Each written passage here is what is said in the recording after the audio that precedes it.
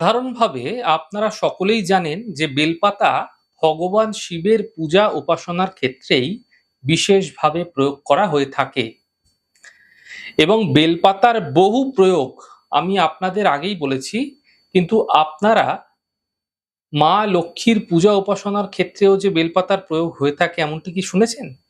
দেখুন, মা লক্ষ্মী যেহেতু আমাদের জীবনে ধন প্রদায়ী হয়ে থাকে, তাই আপনি আপনার আর্থিক সংক্রান্ত মনস্কামনা সাদা চন্দন দ্বারা, শ্বেত চন্দন দ্বারা বেলপাতার যে চকচকে দিকটি রয়েছে না, সেই চকচকে দিকটিতে আপনারা লিখুন।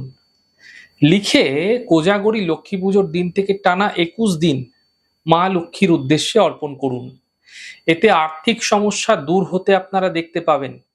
দেখুন, ২১ দিন টানা যদি মা লক্ষ্মীর উদ্দেশ্যে চন্দন দ্বারা লিখিত বিল্বপত্র অর্পণ করছেন না, তাহলে দরিদ্রতাও দূর হবে এবং ঋণ সংক্রান্ত সমস্যাতেও সমাধান মিলতে দেখতে পাবেন।